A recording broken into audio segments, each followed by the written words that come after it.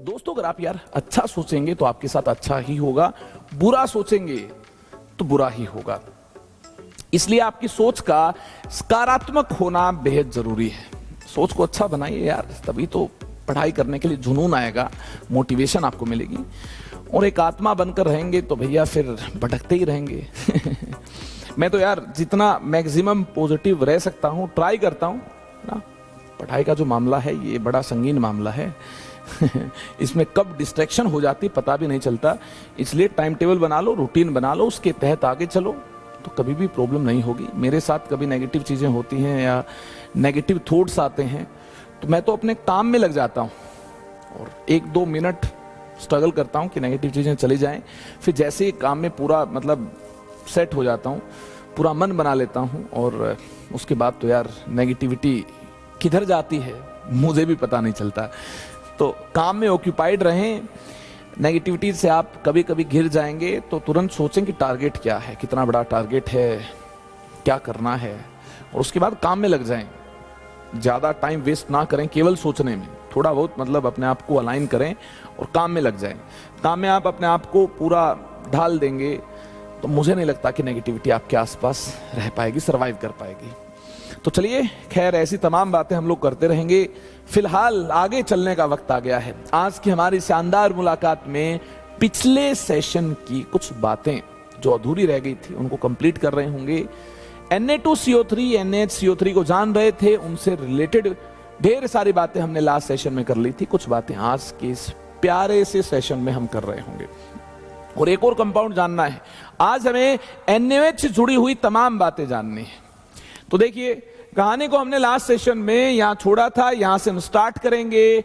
Action of silica. Silica किस प्रकार से Na2CO3 के साथ रिएक्ट होगा? इस प्रकार से रिएक्ट होगा, it give sodium silicate. Sodium silicate मिल रहा होगा। देखिए SiO2 प्लस Na2CO3। Na2CO3 जो है ये Na2O एंड CO2 के कॉम्बिनेशन से मिलता है। इनको मिलाने से Na2CO3 मिल रहा होगा। तो आप समझ सकते हैं कि Na2CO3 है तो Na2 और CO2 हमारे पास है। फ्यूजन किया गया है, इसका मतलब गर्म किया गया है, हीट कर रहे होंगे तो गैस इवोल्व होने की पॉसिबिलिटी है। ये जो CO2 गैस है ये यहां से इवोल्व हो जाएगी। ये बेसिक है मेटल ऑक्साइड, ये बेसिक है। और ये देखिए SiO2 जो सिलिका है ये एसिडिक है।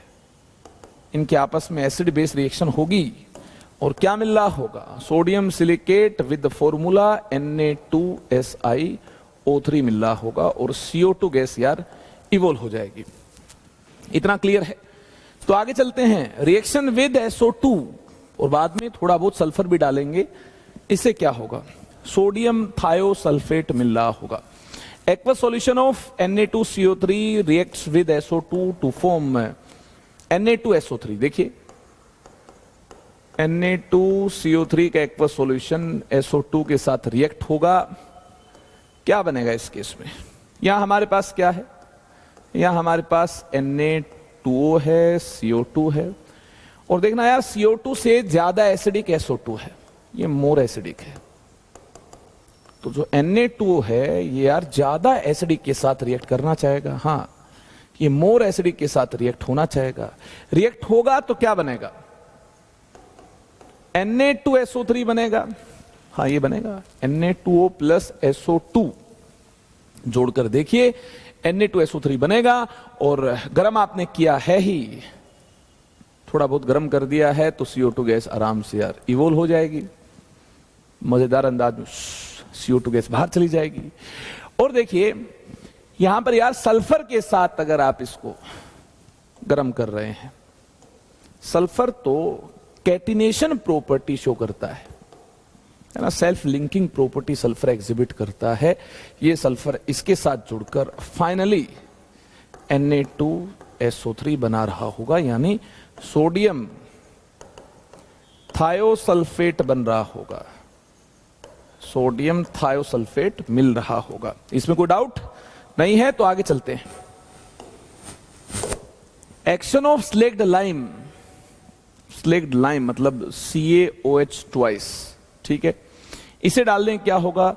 Sodium hydroxide is formed, sodium hydroxide बन रहा होगा।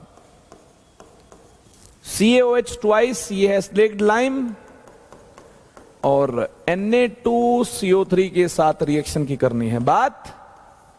इसको तोड़कर देखिए,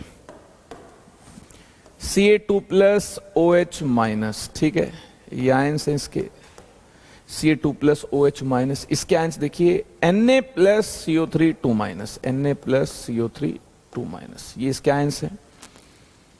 यहां जो कैल्शियम 2+ और CO3 2- है, इनके एक दूसरे के लिए यार काफी जबरदस्त एफिनिटी होती है।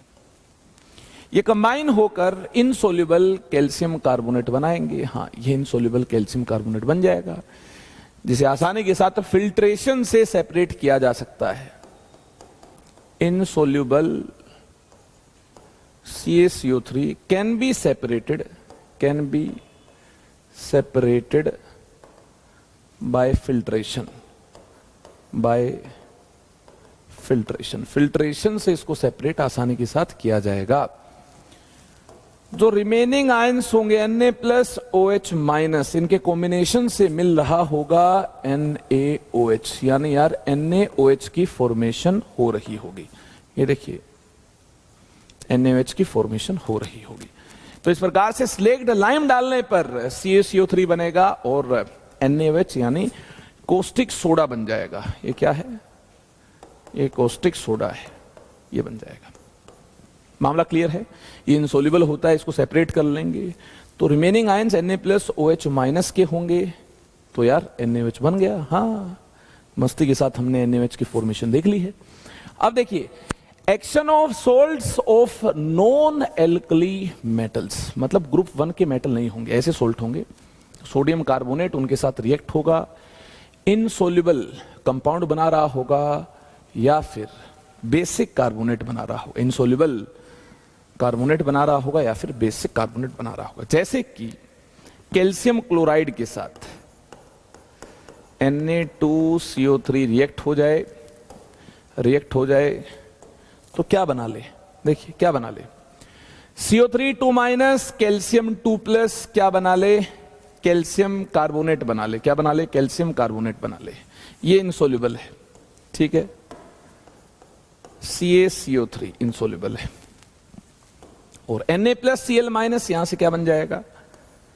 Na+Cl- NaCl बन जाएगा। No tension. साथ में क्या बन रहा होगा? साथ में यार NaCl बन रहा होगा। हमने क्या देखा? हमने देखा यार नॉन एल्कली मेटल का जो आयन है कैल्शियम 2+, ये CO3 2- के लिए एफिनिटी रखता है, एक दूसरे के लिए स्ट्रॉन्ग एफिनिटी रखते हैं, इनसोल्यूबल सोल्ट बन गया। और साथ में रिमेनिंग आयन से NaCl हमने यहां देखिए इस प्रकार से लिख दिया है। इसमें कोई डाउट नहीं है। तो आगे देखिए यार, क्या सिल्वर भी इस प्रकार से रिएक्शन कर पाएगा? बिल्कुल कर पाएगा। AgNO3 प्लस Na2CO3, सिल्वर का जो आयन है ये रिएक्शन कर पाएगा इस प्रकार की, सिल्वर प्लस, ये भी नॉन एल्कली मेटल सोल्ट है। तो ऐसे केस में सिल्वर प्लस CO3 2- ये कंबाइन हो जाएंगे। हाँ, ये कंबाइन हो जाएंगे। कंबाइन होकर क्या बना रहे होंगे? ये कंबाइन हो जाएंगे, कंबाइन होकर इनसोल्यूबल कार्बोनेट Ag2CO3 बन रहा होगा, प्लस रिमेनिंग आयन से NaNO3 मिल रहा होगा। इसमें कोई डाउट नहीं है।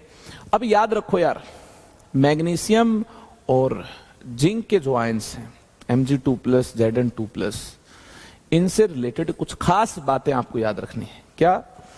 Very very very important. ये तो सिंपल था, ऐसे इनसोल्यूबल कार्बोनेट तो आप बना ही लेंगे।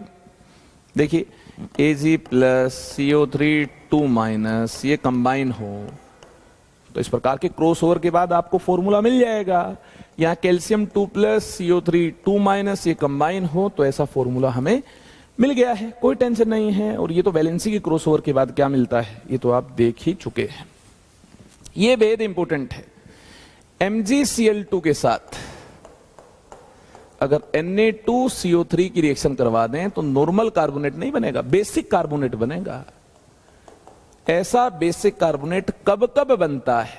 मैग्नीशियम के केस में बनता है जब मैग्नीशियम का सोल्ट हो, जिंक के केस में बनता है हाँ जब जिंक का सोल्ट हो, और कॉपर के केस में भी बनता है।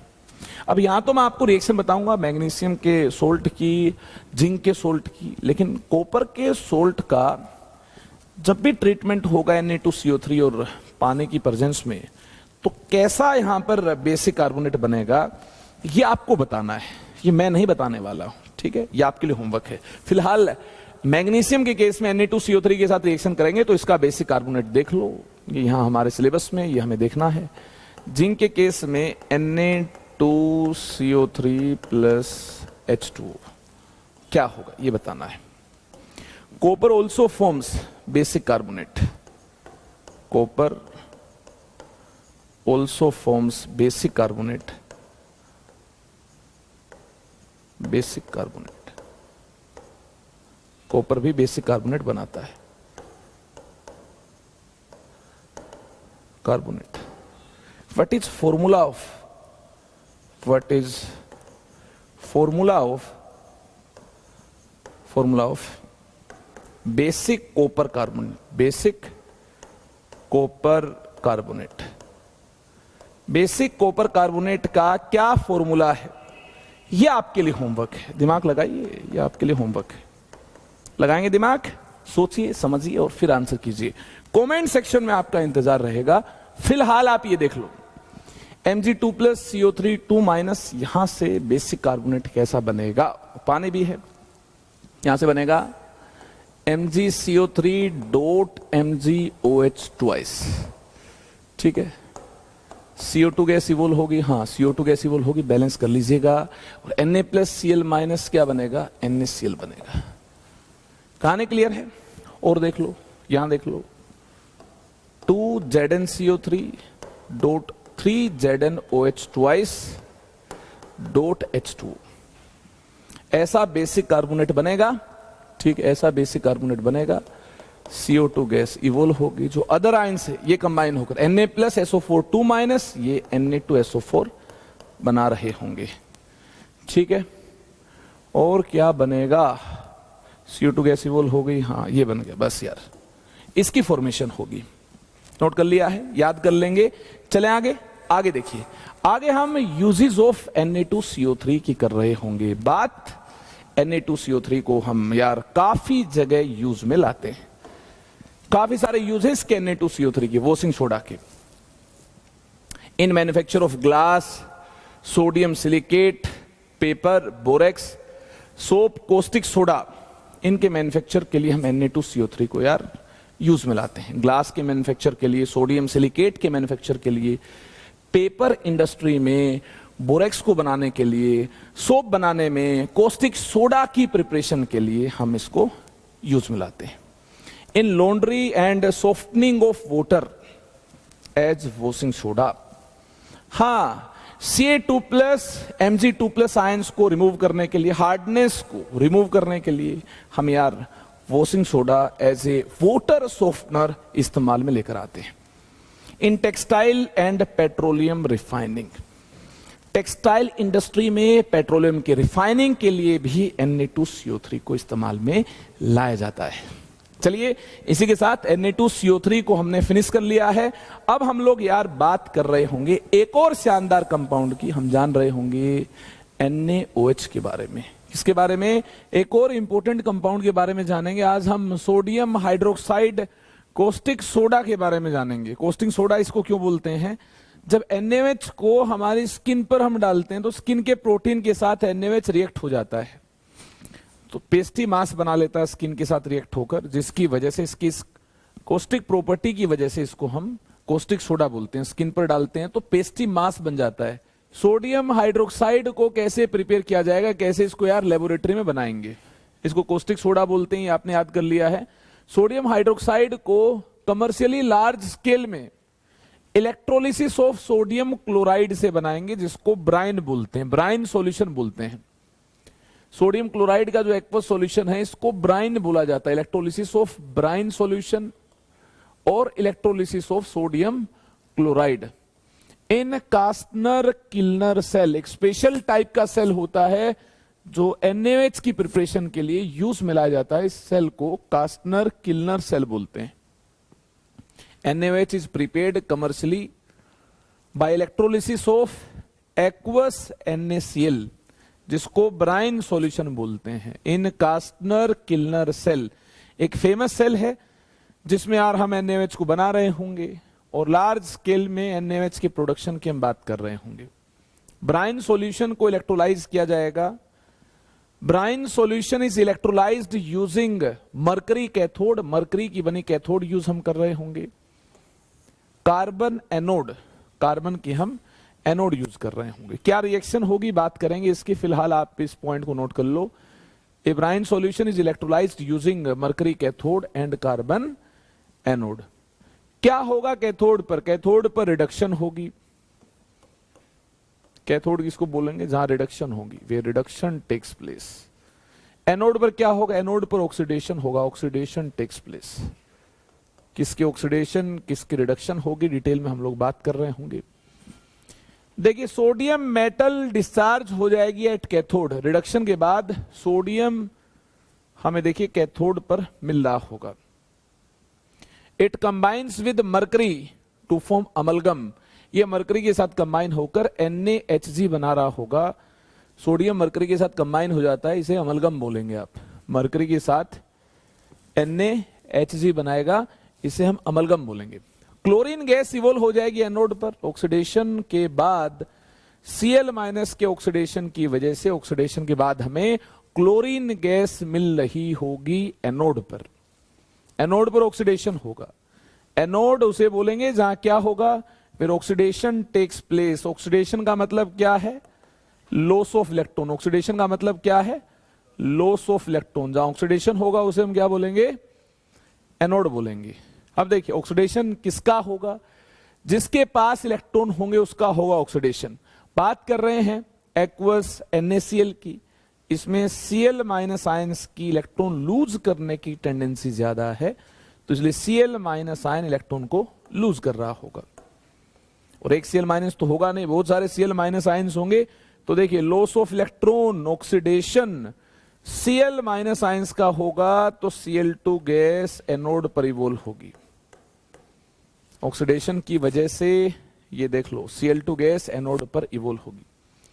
कैथोड पर होगा रिडक्शन। कैथोड पर होगा रिडक्शन। रिडक्शन का मतलब है गेन ऑफ इलेक्ट्रॉन, इलेक्ट्रॉन का गेन होगा। यहां देखिए, सोडियम प्लस आयंस इलेक्ट्रॉन को गेन कर रहे होंगे जब मरकरी कैथोड होगी, तब ऐसा होगा। मरकरी की प्रेजेंस में सोडियम की रिड्यूस होने की टेंडेंसी होगी। सोडियम मरकरी के साथ कंबाइन होना चाहेगा और अमलगम बनाना चाहेगा। सोडियम प्लस ने खाया इलेक्ट्रॉन, इलेक्ट्रॉन खाने के बाद सोडियम 0 बना, मरकरी के साथ कंबाइन हुआ, NaHg की फॉर्मेशन हुई।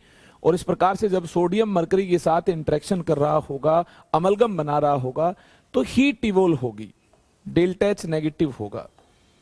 मरकरी के साथ इस प्रकार से मिलन होना, यह एक्सोथर्मिक है। क्या है? एक्सोथर्मिक है। अच्छी बात है, हीट रिलीज होगी, स्टेबिलिटी ज्यादा आएगी।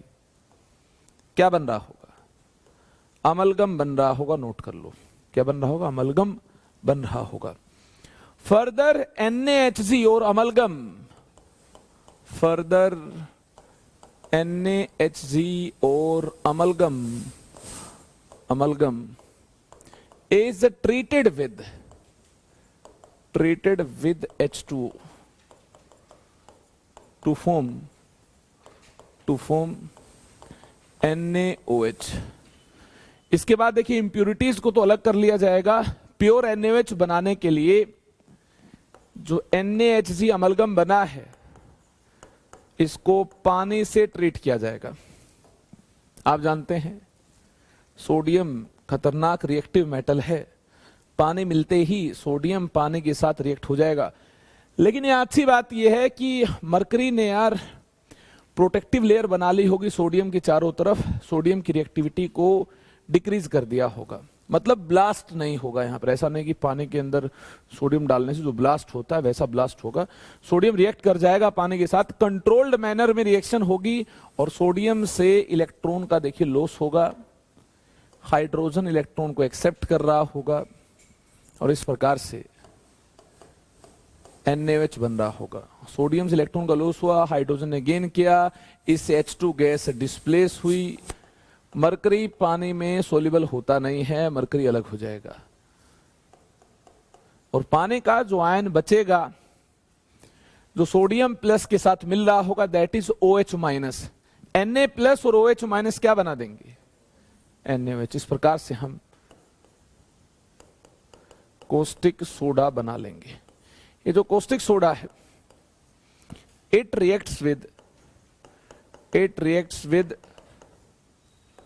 Skin proteins. किसके साथ रिएक्ट होगा? ये स्किन प्रोटीन्स के साथ रिएक्ट होगा to form pasty mass. This property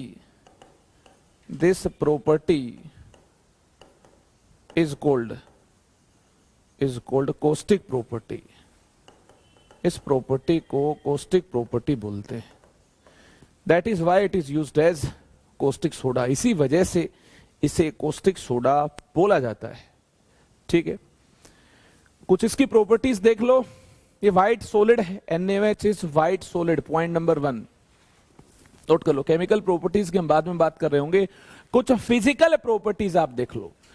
NaOH is white solid, it is highly soluble in water.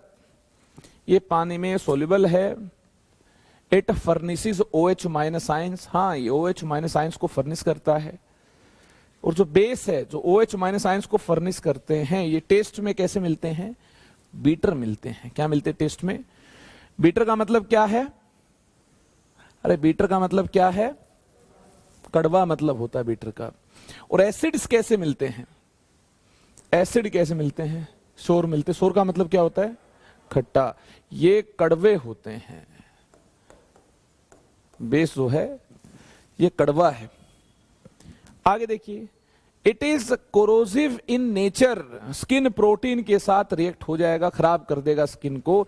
इसलिए कंसंट्रेटेड बेस को हमारी स्किन से बचाना होता है। इसलिए तो लेबोरेटरी में ग्लव्स पहनते हैं हम लोग, ताकि कभी भी अपने स्किन का कांटेक्ट एसिड के साथ ना हो, बेस के साथ ना हो। बेस क्या करता है? स्किन को सॉलिड मास के अंदर, पेस्टी मास के अंदर क्या कर देगा? कन्वर्ट कर देगा। और सोपी टू टच, मतलब इसका जो टच है वो साबुन जैसा है। मतलब ऐसे टच करते हैं तो हाथ फिसलते हैं। सोपी टू टच, साबुन जैसा इसका टच है। It is sparingly soluble in alcohol. जो बेस है एल्कोहल में स्पेरिंगली सोल्यूबल होते हैं, मतलब इनकी सोल्युबिलिटी एल्कोहल में नहीं मिलती। NaOH को एल्कोहल में डालोगे तो सोल्यूबल नहीं होगा। इनफैक्ट NaOH एल्कोहल के साथ रिएक्ट नहीं होगा। कई बच्चे जबरदस्ती ऐसी रिएक्शन करवा देते हैं, जो कि गलत बात है। ऐसी रिएक्शन होती नहीं है। कई बच्चे कहते हैं सोल्ट बन जाएगा। बेस जो है एल्कोहल के हाइड्रोजन को उड़ा देगा। बेस का OH माइनस एल्कोहल के इस हाइड्रोजन के साथ रिएक्ट हो जाएगा। ऐसा नहीं होगा कभी भी। RO minus Na plus H2 alcohol के साथ ऐसी रिएक्शन कभी भी नहीं होगी। क्यों? क्योंकि आपने क्या किया? NaOH की रिएक्शन इस एल्कोहल के साथ करवाकर आपने इससे भी ज्यादा स्ट्रॉन्ग बेस बना दिया। जो RO माइनस है ये OH माइनस से भी स्ट्रॉन्गर है। हाँ, ये स्ट्रॉन्गर बेस है। बेसिक स्ट्रेंथ को कंपेयर किया जाए तो RO माइनस जो OH माइनस से भी स्ट्रॉन्गर बेस है। ऐसा कभी नहीं होगा। इससे कम बेसिक से देखना, ज्यादा बेसिक चीज आपने बना दी। इससे ये कम बेसिक है, रिएक्ट होकर ये देखना इससे ज्यादा बेसिक चीज आपने बना दी। ऐसा कभी नहीं होगा। अगर यहां पर देखिए एसिड बेस रिएक्शन मान लें तो जो इक्विलिब्रियम है हमेशा लेफ्ट हैंड साइड ही शिफ्टेड रहेगा। मतलब ये कभी बन ही नहीं पाएगा। तो बोल देंगे इस प्रकार की सोल्ट फॉर्मेशन नहीं हुई है। तो NaOH एल्कोहल में स्पेरिंगली सोल्यूबल है, या हम बोल सकते हैं ये इनसोल्यूबल है। एल्कोहल के साथ रिएक्ट नहीं कर पाएगा, इनसोल्यूबल है। जबरदस्ती बच्चे इस प्रकार से रिएक्शन करवाते हैं, गलत बात है। ऐसे रिएक्शन होगी नहीं। लेस बेसिक से इस प्रकार से मोर बेसिक सब्सटेंस आपको नहीं मिल पाएगा। और ये इसके साथ इक्विलिब्रियम में क्यों एग्जिस्ट करना चाहेगा? अगर ये ज्यादा बेसिक है तो वापिस से इसके साथ रिएक्ट होकर ये चीज बना लेगा। मतलब ये जो इक्विलिब्रियम है ये इस तरफ ही शिफ्टेड रहता है। रिएक्शन हुई नहीं, इसका ये मतलब है, इस तरफ शिफ्टेड रहता है, इसका मतलब अल्कोहल में NaOH सोल्यूबल है नहीं। आगे देखिए, अब हम केमिकल प्रॉपर्टीज की बात कर रहे होंगे। ये तो कुछ हमने फिजिकल प्रॉपर्टीज की बात कर ली, कुछ इंपॉर्टेंट प्रॉपर्टीज की बात कर ली, अब हम केमिकल प्रॉपर्टीज की बात कर रहे होंगे। यहां पर हमने सोलिबिलिटी की बात की, रिएक्शन तो हुई नहीं। कई बच्चे सोचे सर यहां पर केमिकल प्रॉपर्टी की बात की तो है, नहीं की केमिकल प्रॉपर्टी की बात, क्योंकि यहां तो हमने सोलिबिलिटी को डिस्कस किया है। अब केमिकल प्रॉपर्टीज की बात करेंगे। अब देखिए, एक्शन ऑन अमोनियम सोल्ट्स जिनमें NH4+ होगा। अमोनियम सोल्ट का क्या मतलब है? जिनमें क्या होगा? NH4+ होगा। इन पर बेस का अटैक करवाया जाए तो क्या होगा? Ammonium salts NH4+ containing salts on heating with NaOH evolve ammonia gas. Ammonia gas evolve होगी। जिस भी सोल्ट में NH4+ होगा, इसका मतलब है इसमें अमोनिया है और H+ कंबाइंड है। ध्यान से सुनना, किसी भी सोल्ट में NH4+ होगा, इसका मतलब अमोनिया के साथ H+ कंबाइंड है। और जब आप बेस डालोगे, जब आप NaOH डालोगे तो NaOH इस एसिडिक हाइड्रोजन के साथ रिएक्ट हो जाएगा। जो H+ है इसके साथ रिएक्ट हो जाएगा। जो अमोनिया के साथ कंबाइंड H+ है इसके साथ यार NaOH रिएक्ट हो जाएगा, या फिर NaOH का OH- रिएक्ट हो जाएगा। क्या बनेगा? Na++ H2O। जब भी H+ OH- के साथ रिएक्ट होता है, हीट रिलीज होती है, आप जानते हैं हीट इवोल्व होती है, ठीक है ना? तो H2 बनेगा। एक दूसरे के लिए स्ट्रॉन्ग एफिनिटी रखते हैं और हीट रिलीज होती है। 1 मोल H+ 1 मोल OH- के साथ जब रिएक्ट होगा और ये H+ OH- स्ट्रॉन्ग एसिड और स्ट्रॉन्ग बेस से मिलते हैं, तो ऐसे केस में definite quantity of heat release होती है, जिसके बारे में हमने थर्मोडायनेमिक्स में भी बात कर ली है। तो एसिड बेस रिएक्शन एक्सोथर्मिक सारे बच्चे जानते हैं, डिटेल में हमारी बातचीत हो चुकी है। तो ये प्रोडक्ट बनेगा। काफी सारे अमोनियम आयंस कंटेनिंग सोल्ट हमारे पास होंगे इस प्रकार से NH4NO2+ NaOH। बेस डाल लेंगे, क्या होगा ये आपको बताना है, सोचिए। काफी सारे अमोनियम सोल्ट्स हमारे पास है। अमोनियम नाइट्राइट ये मैंने आपको दिया है, रिएक्शन को आप कंप्लीट करके दिखा दो। अमोनियम नाइट्राइट है ये। क्या होगा इस केस में?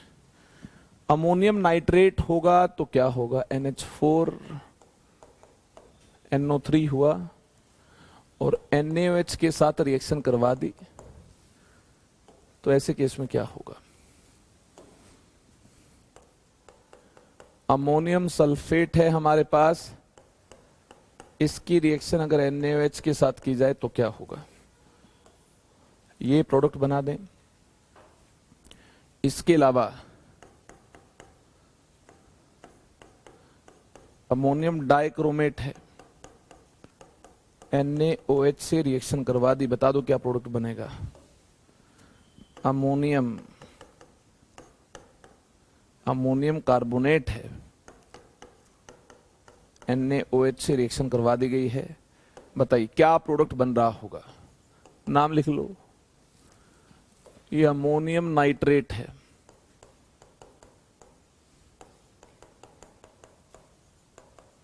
ये अमोनियम सल्फेट है, ये अमोनियम सल्फेट है,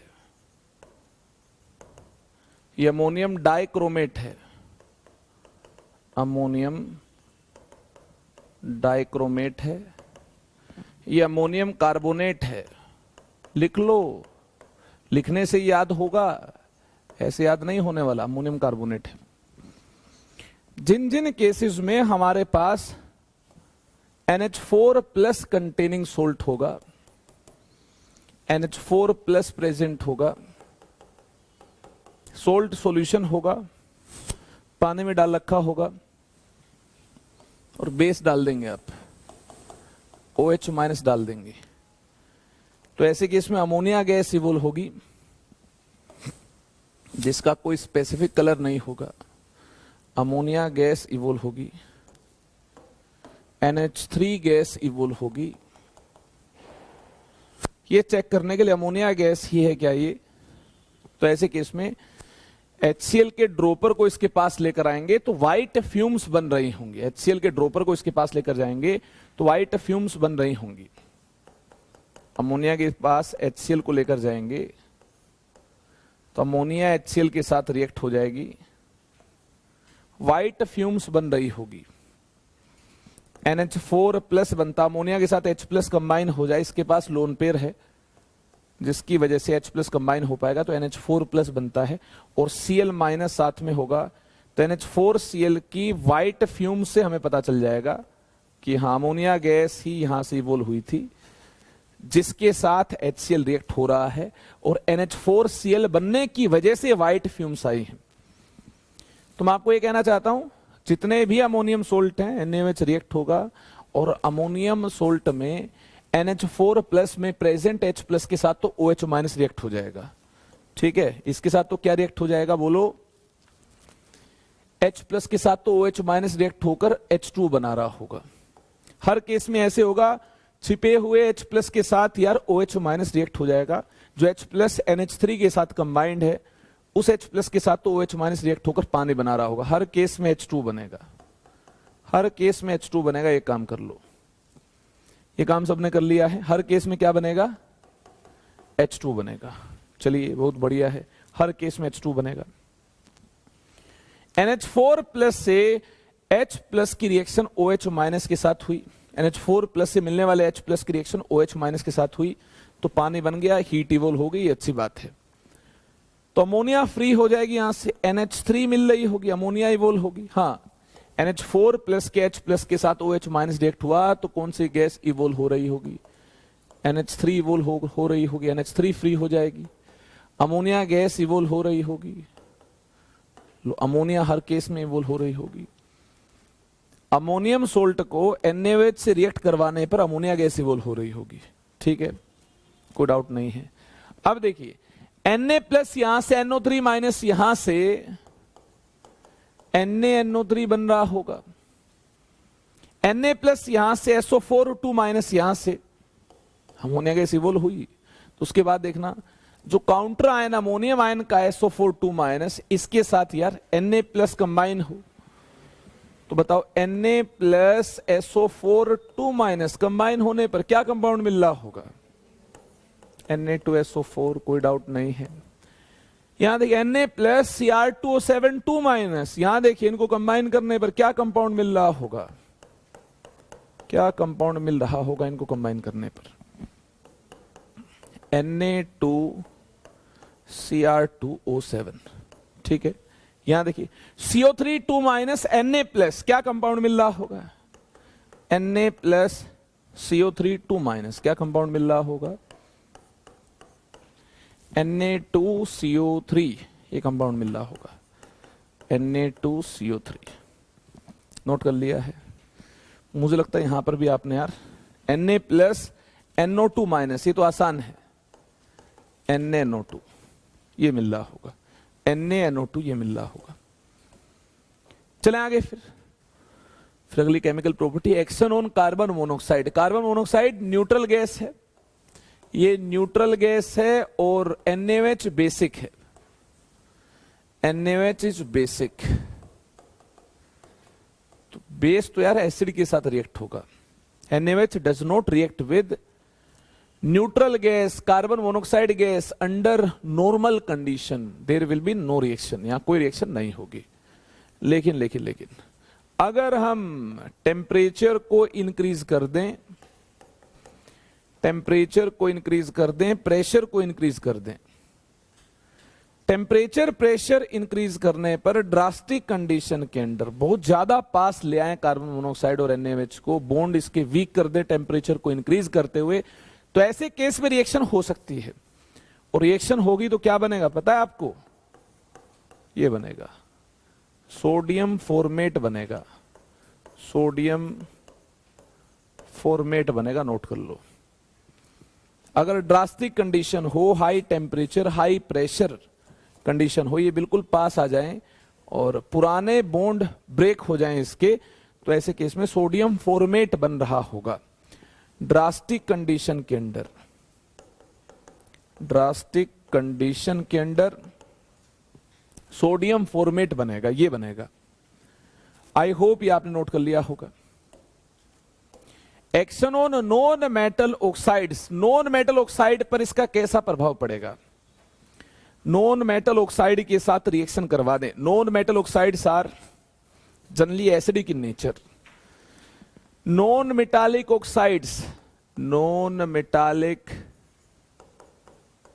ऑक्साइड्स की बात करें, these are generally acidic in nature. Therefore, NaOH base can react with, NaOH bracket में लिखिए, base can react with acidic oxides, ऐसे ऑक्साइड के साथ NaOH रिएक्ट कर पाएगा।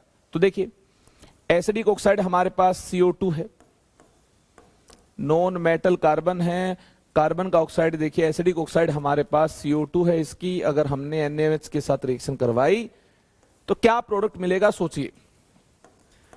SO2 है नॉन मेटल ऑक्साइड, ये भी एसिडिक है, पानी में रिएक्शन करवानी है, बताइए क्या प्रोडक्ट मिल रहा होगा। SO3 नॉन मेटल ऑक्साइड है, इसकी NaOH के साथ रिएक्शन करवा दो तो क्या बनेगा प्रोडक्ट, जल्दी से बता दो। ठीक है, और हमारे पास Cl2O7 है, NaOH के साथ रिएक्शन करवाने पर क्या बन रहा होगा सोचिए। N2O5 हमारे पास है, प्रोडक्ट बना दो आप। N2O3 हमारे पास है, NaOH के साथ रिएक्शन करवाई जाए क्या होगा। इसके अलावा NO2 हमारे पास है, NO2 प्लस NaOH, क्या प्रोडक्ट बन रहा होगा। ये तमाम रिएक्शन आपको यार कंप्लीट करनी है। स्टार्ट करें CO2 से, CO2 प्लस NaOH, ठीक है। इसको यार आप ऐसे अंडरस्टैंड कर पाएंगे, CO2 पानी में क्या बनाएगा, पानी के साथ CO2 क्या बनाएगा, H2CO3, अरे यही तो बनाएगा। और NaOH के दो आयन है, एक Na प्लस है और दूसरा कौन सा है, OH माइनस है। ये जो OH माइनस है ये H प्लस के साथ रिएक्ट हो जाए, एसिड बेस रिएक्शन हो जाए। पानी में अगर नॉन मेटल का ऑक्साइड कोई एसिड बना रहा होगा, कोरस्पोंडिंग एसिड बना रहा होगा, तो एसिड के H प्लस के साथ बेस का OH माइनस रिएक्ट हो जाए, कोई टेंशन नहीं है। रिएक्ट हो जाए तो पानी बन जाए, हाँ पानी तो बन जाएगा, बात बिल्कुल सही है। H प्लस खोने के बाद कार्बोनेट आयन मिलेगा CO3 2 माइनस, और यहां से देखना Na प्लस, Na प्लस यहां से OH माइनस जाने के बाद Na प्लस यहां से मिल रहा होगा, और उसके H प्लस खो देने के बाद CO3 2 माइनस वहां से मिल रहा होगा। तो बता दो क्या प्रोडक्ट बनेगा, Na2CO3, ऐसा सोल्ट मिल रहा होगा और साथ में पानी बना होगा। यहां देखिए रिएक्शन की बात की जाए, यहां पानी के साथ ये रिएक्ट होकर क्या बना रहा होगा, H2SO3 बना रहा होगा ये, और पानी में इसके दो आयन्स मिल रहे होंगे, एक Na प्लस और दूसरा कौन सा आयन मिल रहा होगा पानी में, इसका OH माइनस, दूसरा आयन इसका OH माइनस मिल रहा होगा।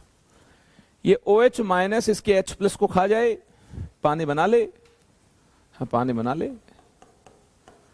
Na प्लस यहां से और H प्लस निकलने के बाद SO3 2 माइनस यहां से, ये क्या बना रहे होंगे, ये Na2SO3 बना रहे होंगे, Na2SO3 बन जाएगा यहां से। क्लियर है बात।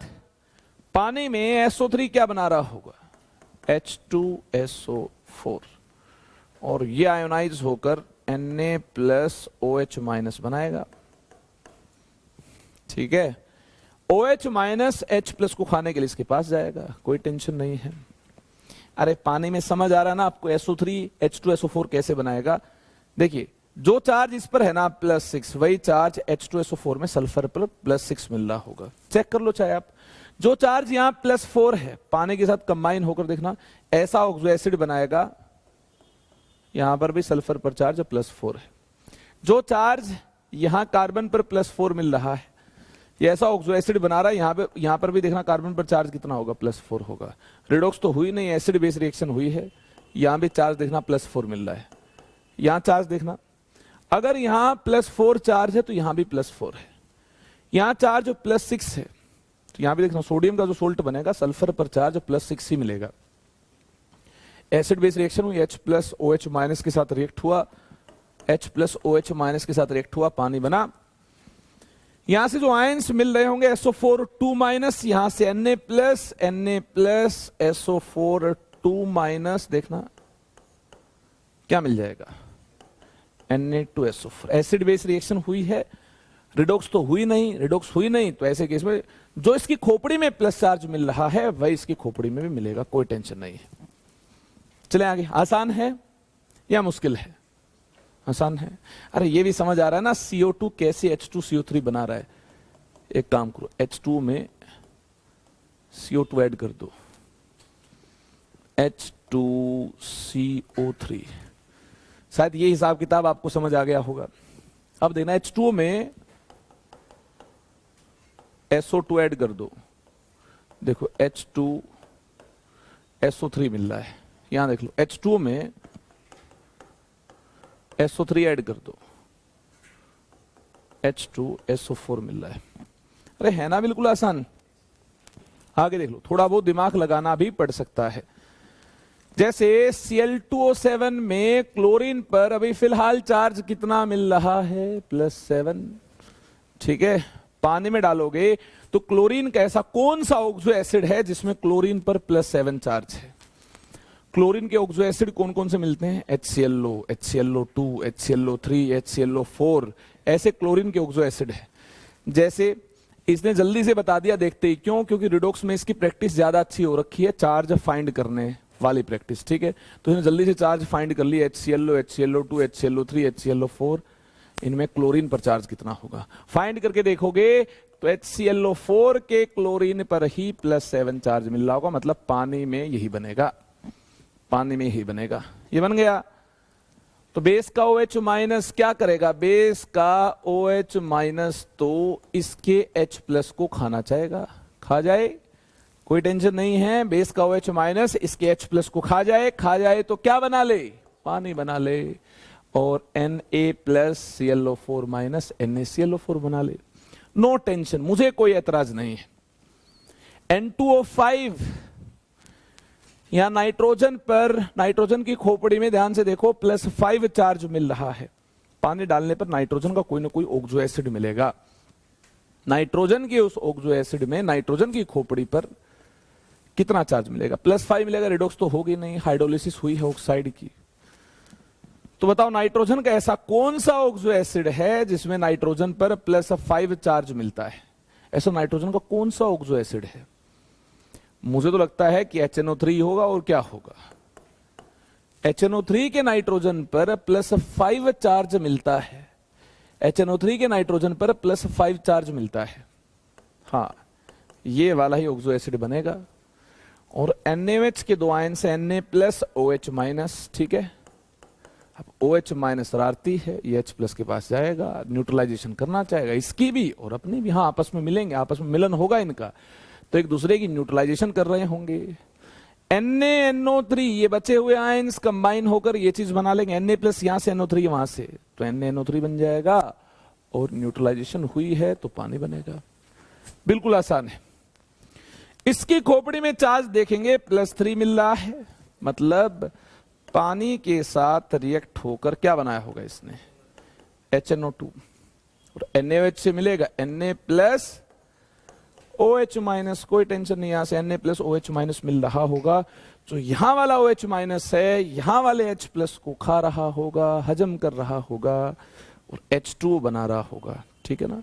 और NO2- यहां से Na+, यहां से NaNO2 बन जाएगा, और पानी बन जाएगा। No tension. यहां देखो NO2 के नाइट्रोजन पर +4 चार्ज है। अब दुख की बात यह है कि नाइट्रोजन का ऐसा कोई ऑक्सो एसिड नहीं जिसमें नाइट्रोजन पर +4 चार्ज मिले। दुख की बात यह है। HNO2 उठाकर देखोगे तो यहां नाइट्रोजन की खोपड़ी में +3 चार्ज मिल रहा है, और HNO3 उठाकर देखोगे नाइट्रोजन की खोपड़ी में +5 चार्ज मिल रहा है। ये +4 कहां से आ गया? ये +4 कहां से आ गया? तो आपकी नॉलेज के लिए बता दूं, नाइट्रोजन का एक ऑक्साइड है NO2 जिसमें +4 चार्ज मिल रहा है, तो पानी डालने पर +4 चार्ज के साथ ऑक्सो एसिड नहीं मिलेगा, तो क्या होगा फिर? ये दोनों बनेंगे।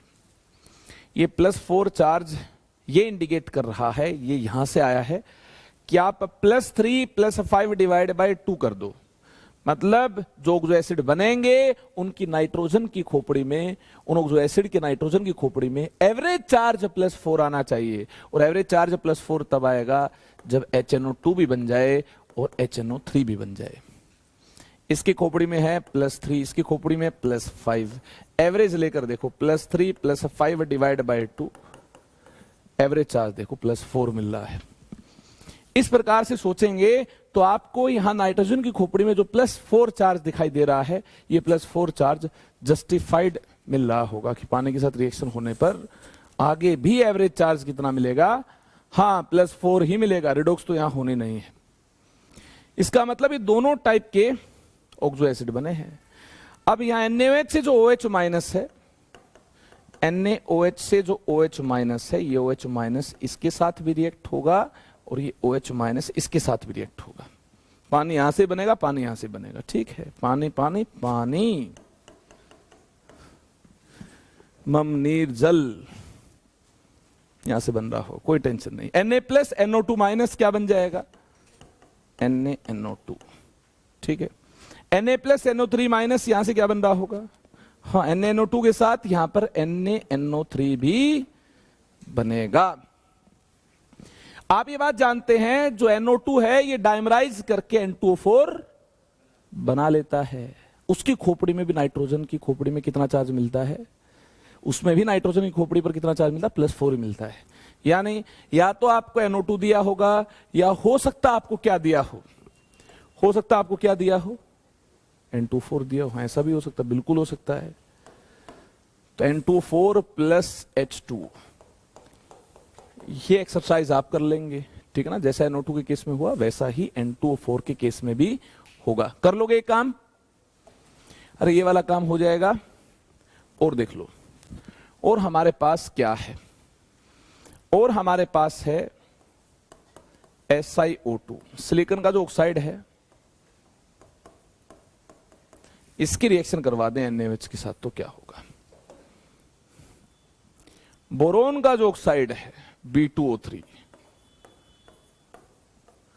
इसकी रिएक्शन करवा दें NaOH के साथ तो क्या होगा? जल्दी से बता दो। यहां सिलिकॉन की खोपड़ी में चार्ज देखने को मिल रहा है फिलहाल +4, ठीक है। बोरोन की खोपड़ी में चार्ज देखने को मिल रहा है +3। रिएक्शन होगी, यहां पता क्या बनेगा? बोरेट बनेगा, Na3BO3, सोडियम बोरेट, ये बन जाए। यहां देखना, बोरोन की खोपड़ी में कितना चार्ज मिलेगा? +3 मिलेगा। सिलिकॉन की खोपड़ी में जो +4 चार्ज था, NaOH के साथ रिएक्शन करने के बाद सोडियम सिलिकेट बनेगा, और तब भी इसकी खोपड़ी में कितना चार्ज मिलेगा? +4 ही मिलेगा। सोडियम सिलिकेट का फॉर्मूला क्या होगा? Na2SiO3, ऐसा फॉर्मूला होगा, तभी जाकर सिलिकॉन की खोपड़ी में कितना चार्ज मिल रहा होगा? +4 मिल रहा होगा। और साथ में पानी तो बनेगा ही। हाँ, बैलेंस तभी कर पाओगे, साथ में पानी तो बनेगा ही। ये बन गया सोडियम सिलिकेट, ये बन गया सोडियम बोरेट। चले आगे। ये सब कुछ आपने देख लिया है। नॉन मेटालिक ऑक्साइड के साथ क्या हाल होगा, कैसी रिएक्शन होगी? Reaction on amphoteric oxides, amphoteric oxides के साथ किस प्रकार की रिएक्शन होगी? Amphoteric oxides can react with acid as well as base, can react with acid as well as with base, ठीक है। एम्फोटेरिक ऑक्साइड है,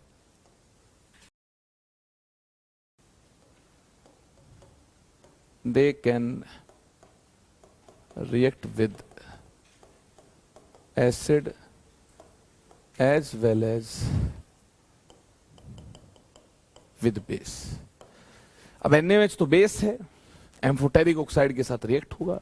इनके साथ तो एसिड भी रिएक्ट कर लेते हैं, लेकिन हमें तो यहां पर यार बेस की रिएक्शन को डिस्कस करना है। ZNO के साथ NaOH कैसे रिएक्ट होगा? जिंक ऑक्साइड एम्फोटेरिक होता है, कुछ ऑक्साइड्स के बारे में आपने सुना होगा कि एम्फोटेरिक होते हैं। इसके अलावा कौन सा ऑक्साइड एम्फोटेरिक है? बेरिलियम का ऑक्साइड एम्फोटेरिक है। इसके साथ NaOH क्या शरारत कर रहा होगा? हाँ, रिएक्शन करेगा और क्या करेगा, और देख लो। लेड का ऑक्साइड भी एम्फोटेरिक होता है। PbO के साथ भी NaOH रिएक्ट होगा, PbO2 के साथ भी NaOH रिएक्ट होगा, NaOH रिएक्ट होगा। क्या बनाएगा ये आपको बताना है। SNO के साथ NaOH रिएक्ट होगा, हाँ बिल्कुल रिएक्ट होगा। सारी रिएक्शन जो एम्फोटेरिक ऑक्साइड के साथ होती हैं हमारे सिलेबस में है, उन सबको हम यार एक साथ देख रहे होंगे। SNO2 के साथ रिएक्शन हो तो क्या बनेगा? इसके अलावा और क्या है हमारे पिटारे में? इसके अलावा बेरिलियम की रिएक्शन हो गई, बेरिलियम ऑक्साइड की हो गई, जिंक ऑक्साइड की हो गई, लेड के लिए लेड ऑक्साइड हमने कंसिडर कर लिए हैं, टिन ऑक्साइड ले लिया, एल्यूमिनियम का ऑक्साइड रहता है। तो याद रखना है कौन कौन से ऑक्साइड एम्फोटेरिक हैं। इंपोर्टेंट एम्फोटेरिक ऑक्साइड्स आपके सामने हैं, और हमारे सिलेबस में कितने एम्फोटेरिक ऑक्साइड हैं, केमिस्ट्री की दुनिया में कितने एम्फोटेरिक ऑक्साइड हैं, इनके बारे में आगे चलकर हायर क्लासेस में बात कर रहे होंगे। डी ब्लॉक केमिस्ट्री जब चैप्टर में आपको पढ़ा रहा हूंगा तो कितने एम्फोटेरिक ऑक्साइड हमें अंडरस्टैंड करने हैं, उन सब का आइडिया आपको मिल जाएगा।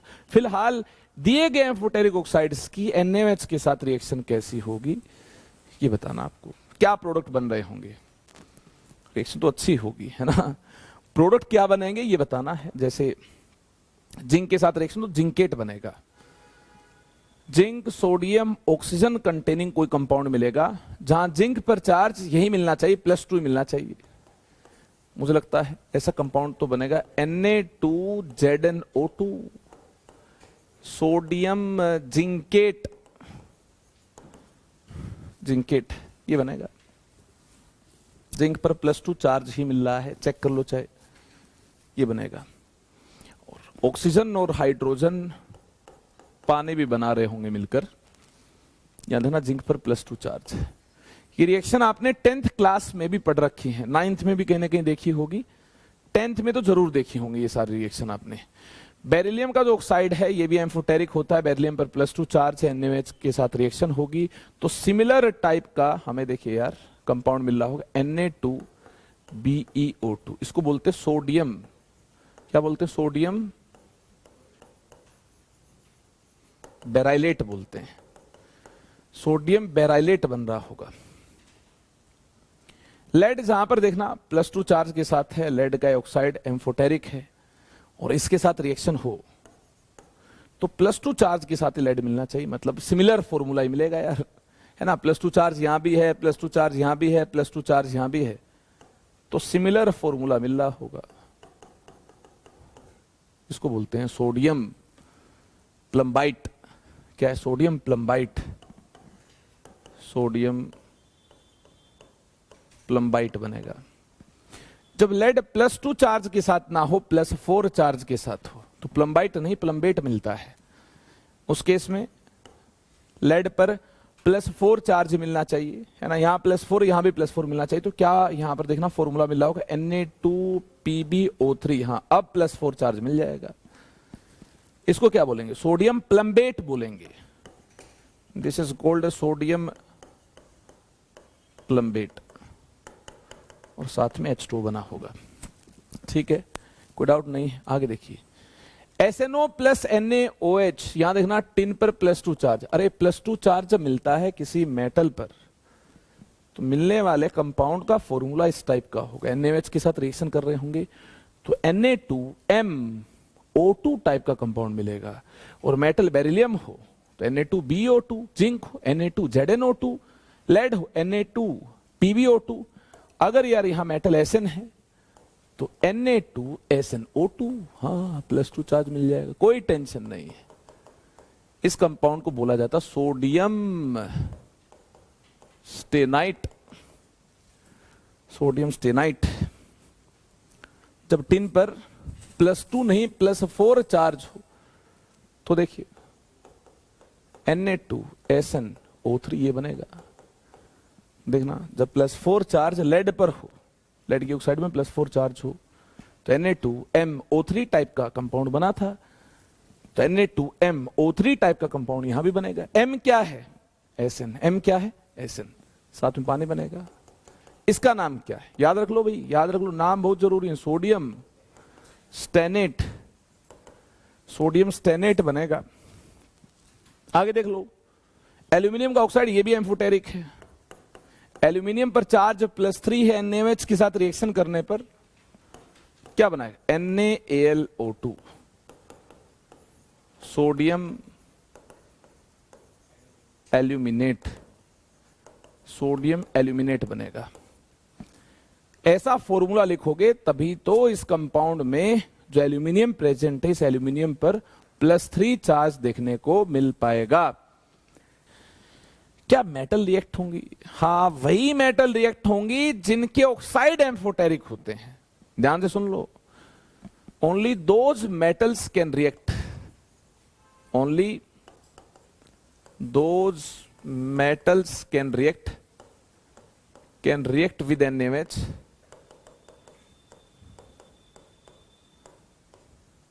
whose metal oxides are amphoteric in nature, are amphoteric in nature। वही मेटल्स रिएक्ट होंगी जिनके ऑक्साइड एम्फोटेरिक मिलते हैं, एसिड और बेस दोनों के साथ रिएक्शन करते हैं। इस लिस्ट में बेरिलियम होगा कि नहीं होगा? हाँ, बेरिलियम का ऑक्साइड बेस के साथ रिएक्ट हो रहा था। जनरली मेटल के ऑक्साइड बेसिक होते हैं, लेकिन बेरिलियम का ऑक्साइड ऐसा होता है जो बेस के साथ रिएक्ट हो जाता है, मतलब उसका एम्फोटेरिक बिहेवियर है। एसिड और बेस दोनों के साथ अगर रिएक्शन करता है इसका ऑक्साइड, तो इसके ऑक्साइड का एम्फोटेरिक बिहेवियर है। एम्फोटेरिक ऑक्साइड कंटेनिंग मेटल जो है, ये बेस के साथ रिएक्शन कर लेती है। तो बेरिलियम ऑक्साइड बेस के साथ रिएक्शन करता है, तो बेरिलियम भी बेस के साथ रिएक्शन करता हुआ मिलेगा। हाँ, रिएक्शन होती है। क्या जिंक ऑक्साइड की बेस के साथ रिएक्शन हुई थी? जिंकेट बना था, याद है ना? क्या बना था? जिंकेट। बिल्कुल सही सुना आपने। जिंक भी NaOH के साथ रिएक्शन कर रहा होगा। क्या टिन के ऑक्साइड की हुई थी रिएक्शन? हाँ, हुई थी, तो टिन भी रिएक्शन कर रहा होगा। क्या लेड के ऑक्साइड की रिएक्शन हुई थी? हुई थी, तो भैया लेड भी रिएक्शन कर रहा होगा। बात समझ आई कि नहीं आई? क्या एल्यूमिनियम के ऑक्साइड की रिएक्शन हुई थी? तो एल्यूमिनियम भी रिएक्शन कर रहा होगा। ठीक है, तो ये तमाम रिएक्शन हमें देखने हैं। इन रिएक्शंस को देखने से पहले आपको एक और चीज फील करनी होगी। क्या फील करनी होगी? पहले मेटल पर ऑलरेडी प्लस चार्ज मिल रहा था, राइट साइड भी प्लस मिल रहा था, तो किसी प्रकार की कोई रिडॉक्स करने की जरूरत नहीं थी। अब ये मेटल जब कंबाइंड फॉर्म में जाएगी, तो इसका चार्ज पहले तो 0 था जब अनकंबाइंड फॉर्म में थी। पहले तो चार्ज 0 था, ठीक है, लेकिन जैसे ही ये सोडियम के साथ कंबाइन होगी, जैसे ये ऑक्सीजन के साथ कंबाइन होगी, सोडियम ऑक्सीजन के साथ कंबाइन होगी, तो इस पर प्लस चार्ज आएगा कि नहीं आएगा? मतलब ये इलेक्ट्रॉन का लॉस करेगी, इसका ऑक्सीडेशन होगा, तो जरूर किसी का साथ में रिडक्शन भी हो रहा होगा। जब ये इलेक्ट्रॉन का लॉस करेगी तो हाइड्रोजन इलेक्ट्रॉन को गेन करते हुए H2 गैस को इवोल्व करवा रहे होंगे, मतलब यहां पर रिडॉक्स होगी, ये कहना चाह रहा हूं। अगर ये कंबाइंड फॉर्म में जाएंगी मेटल, तो ऐसे केस में इलेक्ट्रॉन का लॉस होगा, तो रिडॉक्स होगी ऐसे केस में। और हाइड्रोजन इलेक्ट्रॉन पाकर क्या करता है, ये सारे बच्चे जानते ही हैं। हाइड्रोजन इलेक्ट्रॉन पाकर क्या करता है? H2 गैस को इवोल्व करता है। बेरिलियम जब कंबाइंड फॉर्म में होगी तो Na2BeO2 ये बना रही होगी, जहां बेरिलियम पर चार्ज +2 मिलेगा। अरे ऐसा ही तो फॉर्मूला मिला था पहले भी, सोडियम बेरिलेट का यही तो फॉर्मूला है। जिंक भी +2 चार्ज कंबाइंड फॉर्म में रखती है अपने ऊपर, जिंक मेटल पर भी +2 चार्ज मिलता है, तो सोडियम जिंकेट का यही तो फॉर्मूला मिलेगा।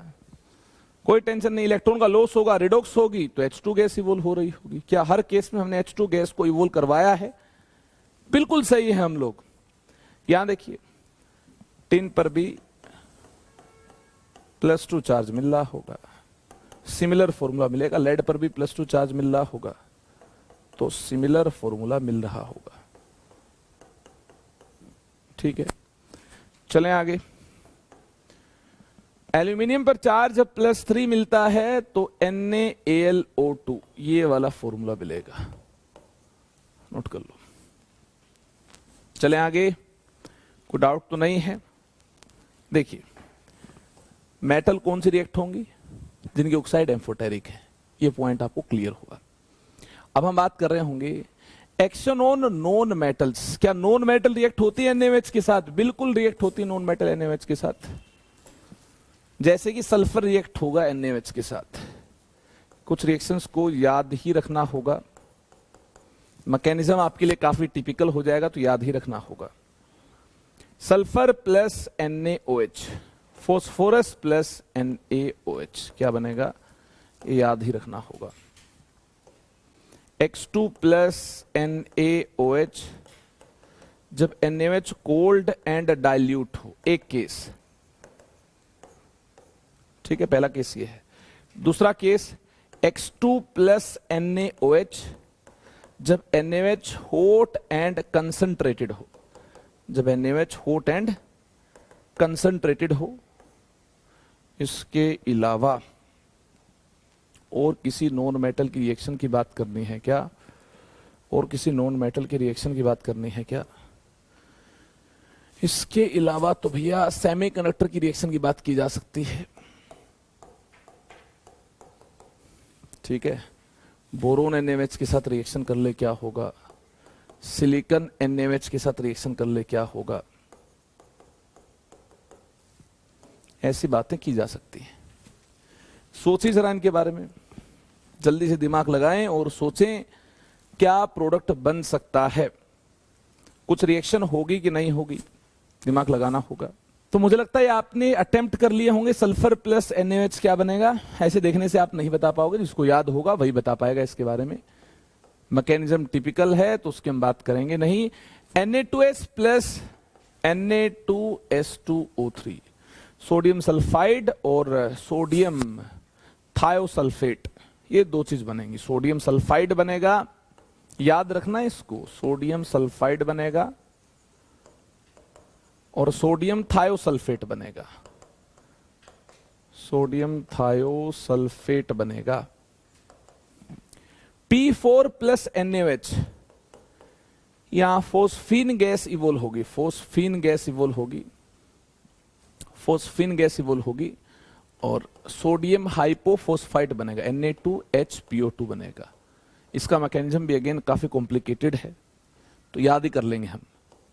सोडियम हाइपोफोस्फाइट, सोडियम हाइपोफोस्फाइट बनेगा। आई होप ये आपने याद कर लिया होगा। यहां सल्फर पर 0 चार्ज है, यहां सल्फर पर -2 चार्ज मिलता है, यहां सल्फर पर आप चेक करेंगे +2 चार्ज मिलेगा। तो सल्फर ही ऑक्सीडाइज हुआ है, सल्फर ही रिड्यूस हुआ है। ये डिसप्रपोर्शनेशन रिएक्शन है। अगर आपको याद हो, ये हमने रिडॉक्स चैप्टर में भी देख रखे हैं। ये सभी एग्जाम्पल, ये तमाम रिएक्शंस हमने यहाँ रिडॉक्स चैप्टर में भी अंडरस्टैंड कर रखी हैं। शायद आपने प्रोडक्ट बना लिए होंगे, याद भी कर लिया होगा। X2 प्लस NaOH क्या बनेगा? NaX बनेगा प्लस NaOX बनेगा। जो NaOX है इसका नाम होता है सोडियम हाइपोहेलाइट। सोडियम हाइपोहेलाइट नाम है, ये बनेगा। लेकिन जब हॉट एंड कोंक हो तो ऐसे केस में NaOX नहीं बनता है। यह NaX बना, NaX तो यहां भी बनेगा। जब हॉट एंड कोंक हो तो ऐसे केस में NaXO3 बनता है, NaXO3 बनता है। सोडियम हैलेट बनता है, सोडियम हैलेट बनता है। ये भी डिसप्रपोर्शनेशन रिएक्शन है। ये सारी ही डिसप्रपोर्शनेशन रिएक्शन आप देख सकते हैं। फास्फोरस का चार्ज 0 से -3 और यहां कितना हो गया? +1 हो गया। यहां देखिए, हैलोजन का चार्ज 0 से -1 +1, हैलोजन का चार्ज 0 से -1 और ये कितना हो गया है? +5 हो गया शायद, देखना +5 ही है क्या? हाँ, +5 हो गया। सारी ही डिसप्रपोर्शनेशन रिएक्शन है, नॉन मेटल के साथ रिएक्शन होगी, तो इस प्रकार से डिसप्रपोर्शनेशन रिएक्शन हमें देखने को मिल रही होगी। क्या पानी बनेगा? हाँ, यहां बैलेंस करने के लिए आपको शायद पानी भी लिखना पड़ेगा, +H2।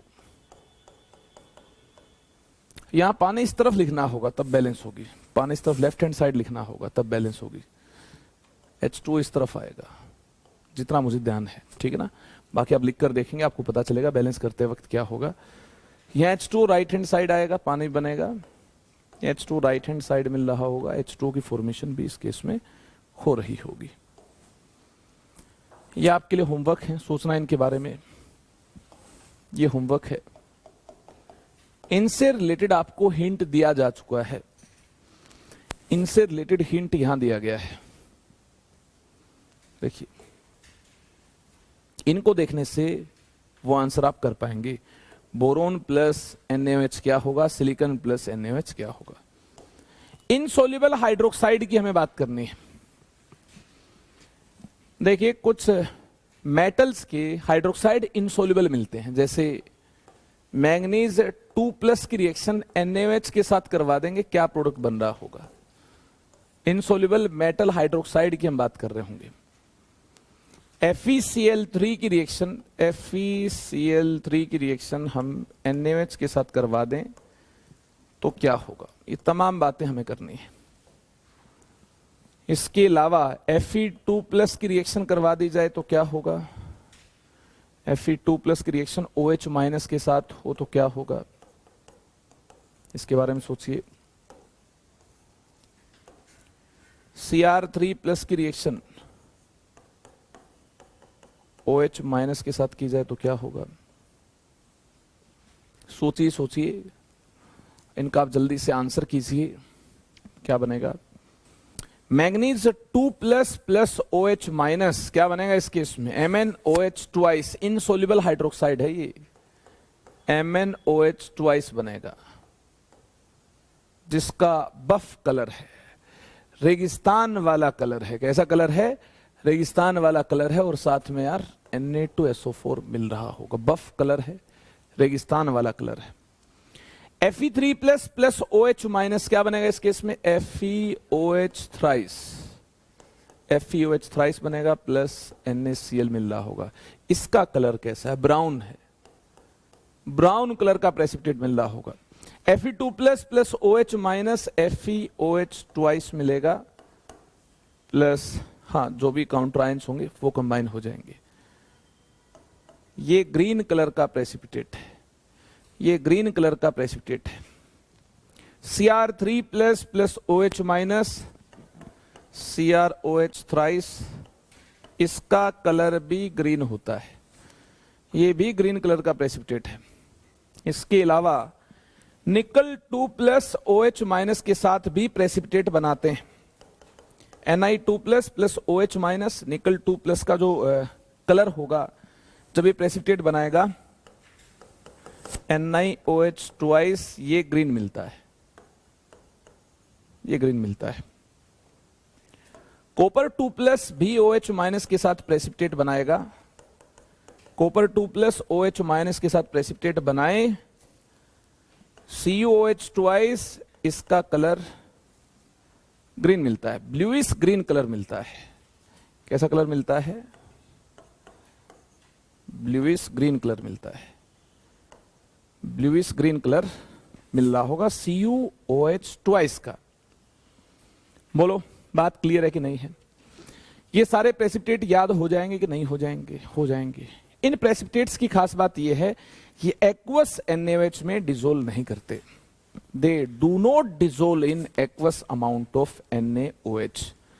These precipitates do not dissolve in aqueous amount of NaOH. जैसे आप यहां पर NaOH काफी ज्यादा डाल दो, NaOH एक्सेस में डाल दो, NaOH आप एक्सेस में डाल दो, तो नो रिएक्शन, रिएक्शन नहीं होगी आगे। कहानी क्लियर है?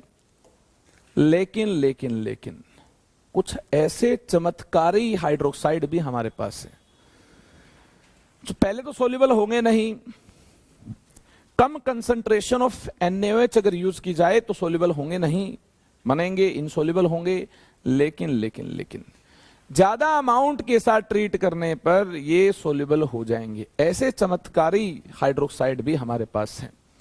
Insoluble hydroxide soluble in excess amount of NaOH।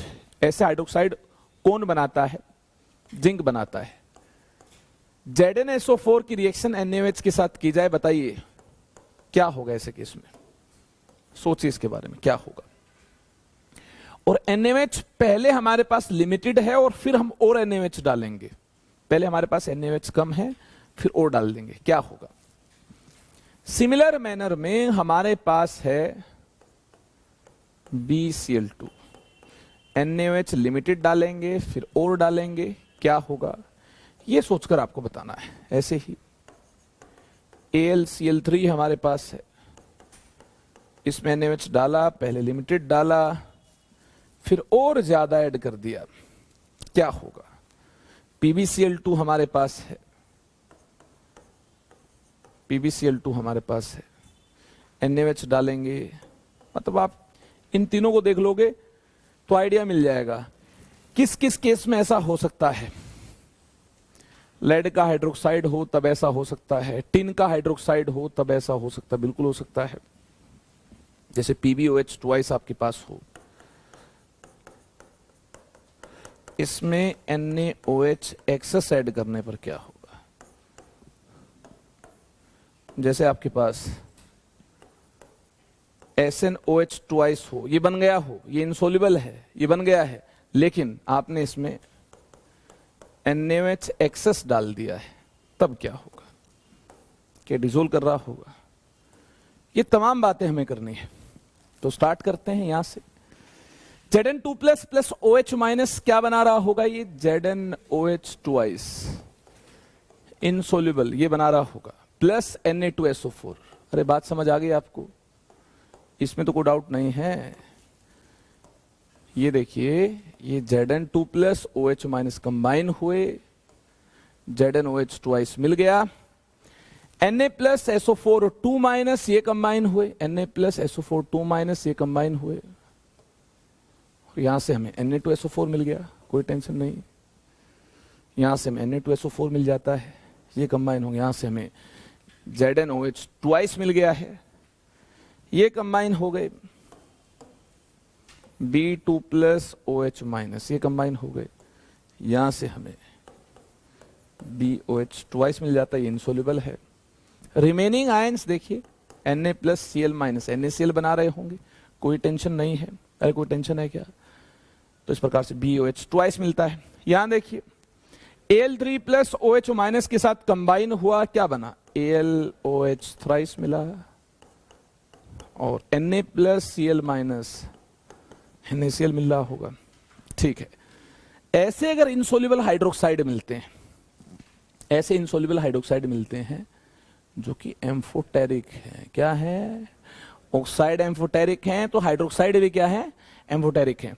Excess amount of NaOH डालने पर, एक्सेस अमाउंट ऑफ NaOH डालने पर ये डिसोल्व कर जाएंगे। एम्फोटेरिक हाइड्रोक्साइड्स इस टाइप के इनसोल्यूबल होते हैं।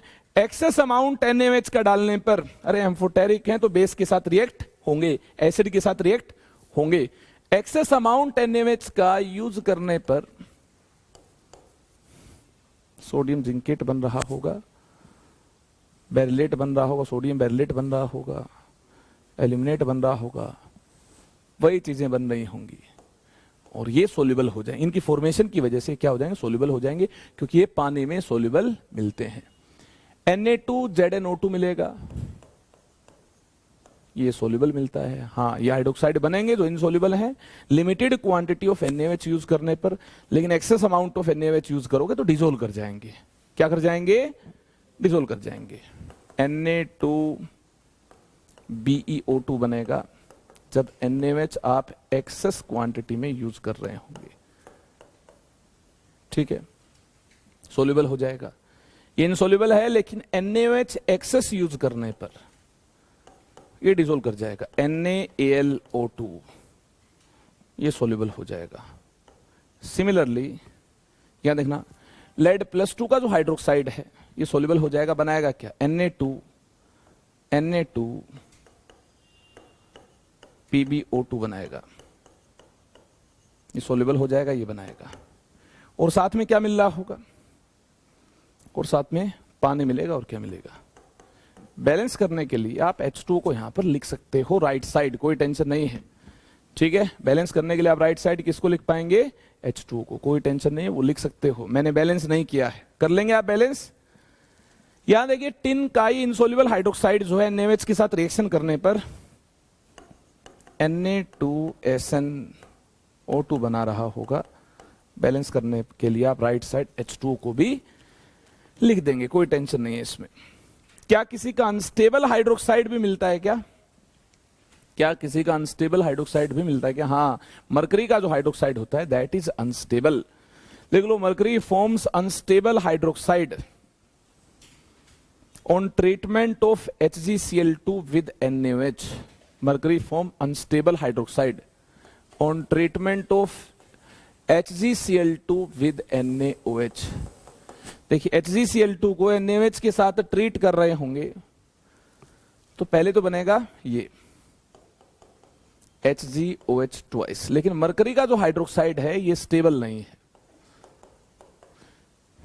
इसके और इसके काउंटर आयन को मिलाने से Na+Cl- को मिलाने से NaCl मिल रहा होगा, ठीक है। Hg2+OH- इनके कॉम्बिनेशन से क्या बन गया, इनके कॉम्बिनेशन से HgOH ट्वाइस मिल गया, ठीक है। इन आयंस को मिलाने से, इनके काउंटर आयंस को मिलाने से NaCl मिलता है, आयन को मिलाने से NaCl मिलता है।